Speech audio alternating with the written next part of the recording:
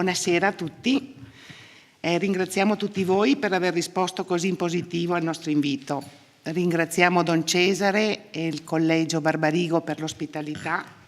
E ultima, però non menos, ringraziamo Milena per aver scelto AISPAL e la sottoscritta che lo rappresenta per aprire questa serata di presentazione della sua fatica, duplice, perché l'ha fatta in una lingua che non era la sua. Palabras en transito, sintesi poetica della sua esperienza umana e professionale dall'altra parte del charco, in America Latina, quale docente della scuola italiana all'estero. La scelta di Milena, oltre che per amicizia e simpatia, ha anche un arraigo storico coerente. Nel 1955 nasceva AISPAL per insegnare lo spagnolo ai nostri connazionali che nel dopoguerra partivano per l'America Latina, dove hanno portato cultura, voglia di fare e spirito imprenditoriale.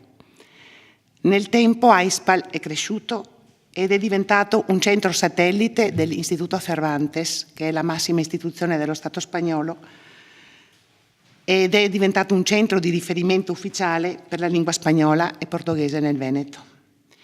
Ed è stato in AISPAL che Milena ha fatto il suo percorso di formazione linguistica, ed ecco perché ci ha scelto, penso.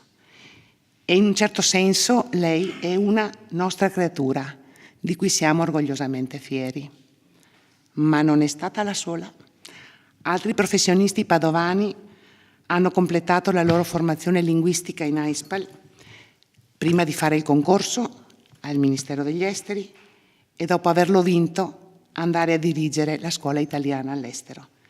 Mi onoro di citare il preside Luigi Zillo, che non c'è più, Lucia Dalla Montà, indirettamente Ignazia Nespolo, Antonio Girardello, che vedo laggiù, assieme alla gentile consorte Cesira, anche lei formata in AISPAL e che ha portato il suo spagnolo in area ispanoparlante con i suoi progetti ONG.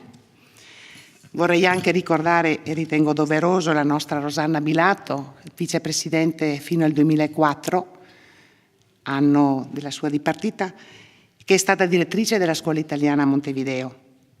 Io stessa, non dirigente chiaramente, ma allieva della scuola italiana di Caracas. E così come buona parte delle risorse che sono in essere in AISPAL, che sono anche figli di quegli italiani che erano partiti. Quindi siamo un gruppo di persone in transito, come le parole di Milena. Abbiamo vissuto il desarraigo, cioè lo sradicamento, con tutto ciò che di emotivo questo implica, in termini di sofferenza ma anche di gioia. La gioia della permanenza in contesti nuovi e stimolanti per l'arricchimento della nostra identità multipla. Possiamo dunque dirci a Milena, desde lo más hondo de nuestra alma, per condividere il messaggio trasmesso dalle sue palabras en transito, e cioè il leitmotiv della raccolta, il tema dell'arraigo, del rientro, del ritorno. E vedo che c'è una buona rappresentanza. Vedo Argentina, Brasile, Cuba, Venezuela, la sottoscritta, e non trascuro la madrepatria, Spagna. Anche un po' d'Italia, Sì, ma col tema dell'arraigo e del desarraigo, ma non voglio essere esclusiva, voglio essere inclusiva, perché il tema dell'arraigo, del desarraigo, credo che sia un tema di grande attualità, perché abbiamo molti giovani che partono in mobilità internazionale. Il senso dunque della permanenza, della partenza, della permanenza, del ritorno, del tornare per rimanere, ma oggi anche l'andare per rimanere. E in questo senso dello stare in un posto nel quedarsi, credo si possa racchiudere in un verso dell'autrice che ho trovato significativo e struggente. Yo me quedo en un vuelo de palomas. Ma lascio alla Isabella la parola e dopo a Milena e alla scena l'immagine. Grazie.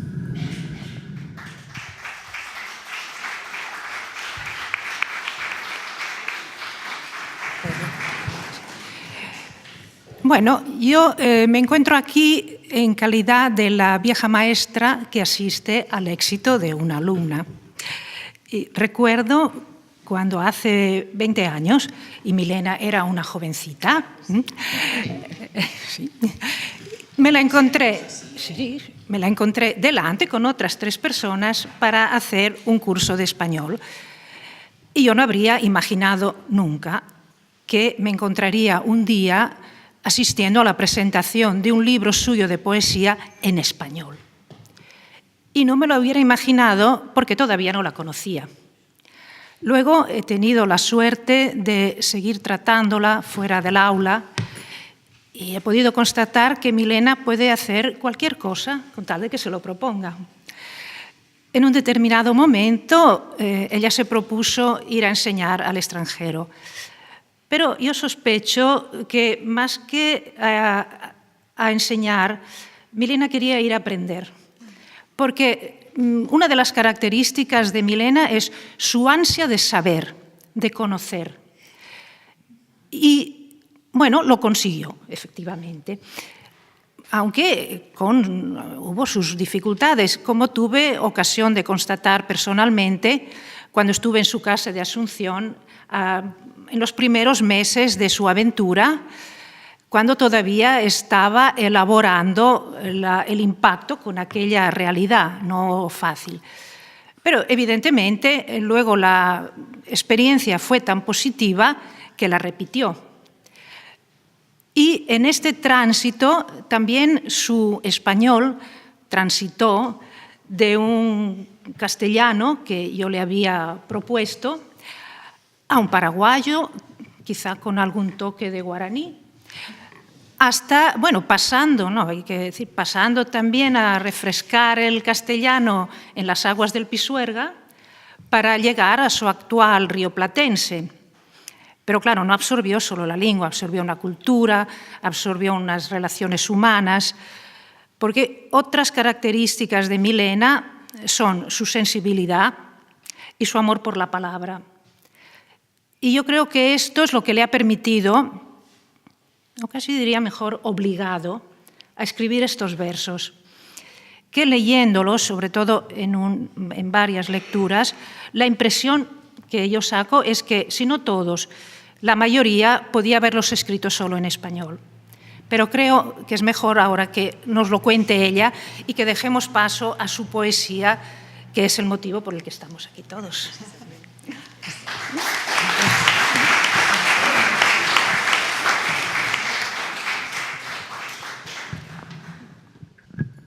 È chiaro che l'emozione è tanta, no? Non solo per quello che sto facendo, cioè presentando un libro, un primo libro di poesia in una lingua non mia, e con un contesto musicale e affettivo profondo, no? Grande, intenso, per cui perdonatemi già da subito se non sarà all'altezza quello che dirò.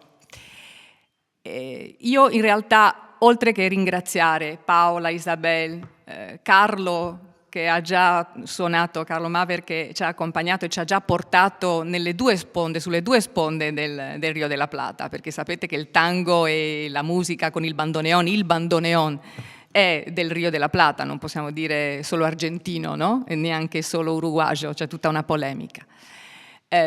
Quello che io vi voglio dire è pochissimo di introduzione al mio libro, in realtà riprendendo quello che già Paola ha detto in relazione al titolo. Sono palabras en transito. Al momento di scegliere il titolo mi sembrava che Palabras en transito fosse il titolo adatto per poesie scritte da un'italiana, scritte, pensate, in spagnolo da un'italiana, che ha viaggiato per 12 anni fra Paraguay, Uruguay e Spagna. Scritte in una lingua che non è la propria, quindi con un'audacia, con un atrevimento, come dicono gli spagnoli, indubbio, effettivo, c'è tutto. Ma anche, vi assicuro, con molto pudore, perché chi lavora con le lingue sa che la lingua è l'identità di un popolo, è la cultura di quel popolo, per cui toccare la lingua di un popolo, di un gruppo, di una comunità, significa mettersi con la sua identità.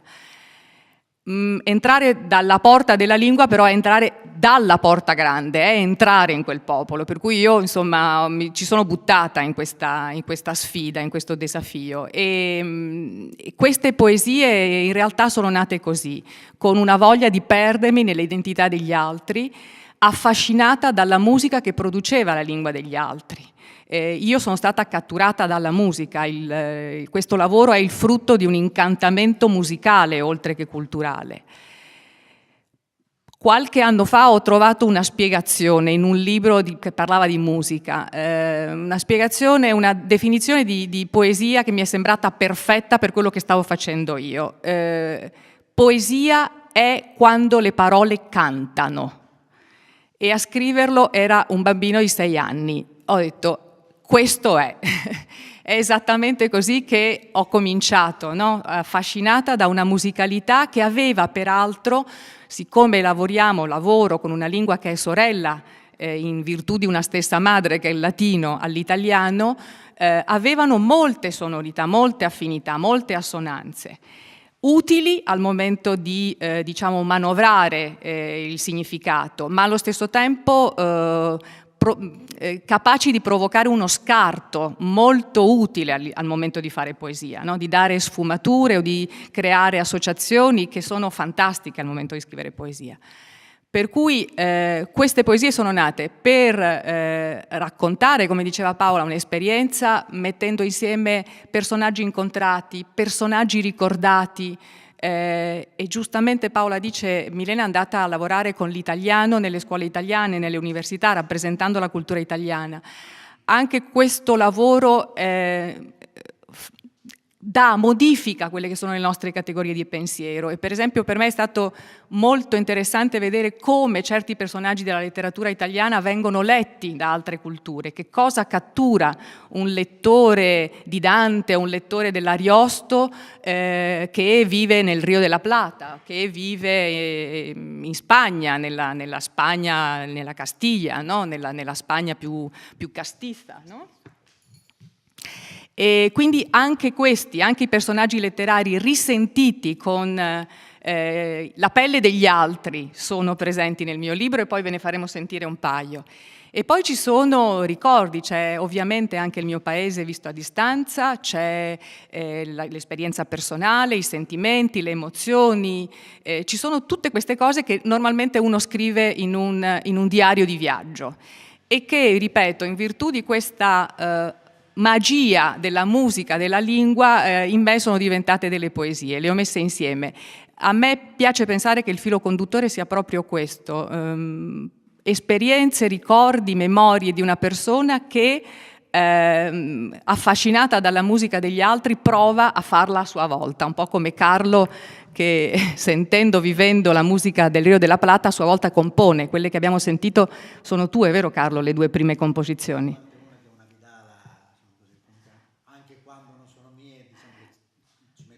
Ci metti le mani, ecco, è un po' quello che è successo a lui lo fa con le note, io l'ho fatto con le parole, per cui ha ragione Isabel, quando uno si fa catturare dalle parole poi a un certo punto vuole giocarci, vuole fare qualcosa, e insomma e nascono i libri, è nato questo libro.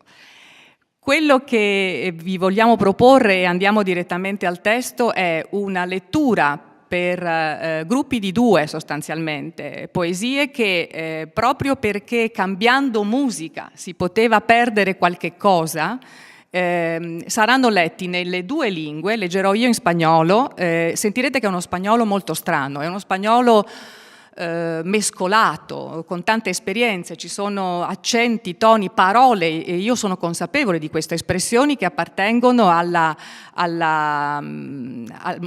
Paraguay, c'è un mestizaje linguistico in questo libro, consapevole, non l'ho voluto togliere.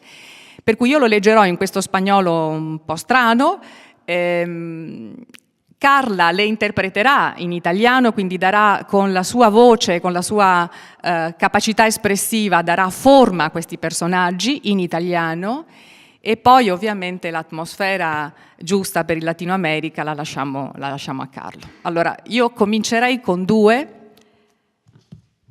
personaggi reali,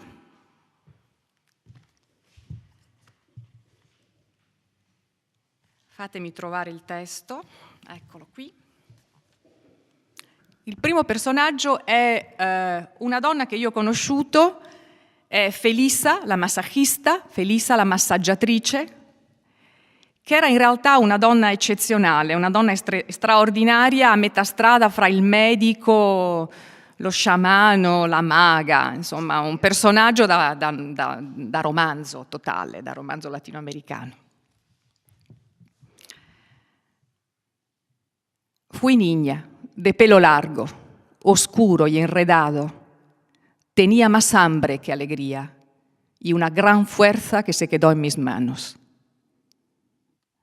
Mi madre se apuró a enseñarme el te apañas sola. En mi mundo hay que aprender pronto a cazar el dolor, a golpearlo a muerte cuando chilla como un ratón hambriento. Soy mujer, de cara ancha, ojos hechiceros y voz guaraní. Conozco el poder de las hierbas, los secretos del cuerpo, y al calor de la piel adivino tu alma. A mis clientas las mimo como huérfanas, les enseño trucos para disfrutar de toda anatomía. A veces su tormento se queda en mi sangre, la vuelve espesa y negra. Entonces salgo al sol, canto nanas indias, rezo a los dioses y me conformo con la felicidad minúscula que llevo en mi nombre. Felisa, la massaggiatrice. Sono stata bambina dai capelli lunghi, neri e arruffati. Avevo più fame che allegria e una gran forza che conservo nelle mani. Mia madre non perse un istante a insegnarmi il t'arrangi da sola. Nel mio mondo si impara presto a dar la caccia al dolore, a colpirlo a morte quando stride come un ratto affamato. Sono donna, dal viso grande, occhi da maga e voce guaraní. Conosco il potere delle erbe, i segreti del corpo e al calore della pelle leggo la tua anima. Alle mie clienti do la tenerezza di una madre, insegno loro trucchi per godere del corpo tutto intero. A volte il loro tormento ristagna nel mio sangue, lo rende spesso e nero. Allora mi metto al sole, canto neni e indie e mi faccio bastare la felicità minuscola che porto nel mio nome.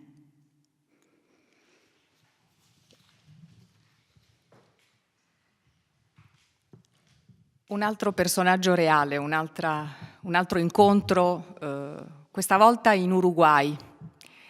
Il titolo in spagnolo è La gurisa de ciudad. E il termine gurisa è un termine che insomma, abbiamo poi tradotto come ragazzina, speriamo di averlo reso in un italiano accettabile. Gurisa è il termine con cui si dice bambina, ragazzina, nell'Uruguay che confina con il Brasile. Guri al singolare maschile, gurisa il femminile, non so se non è molto diffuso, insomma a me colpiva molto questo termine.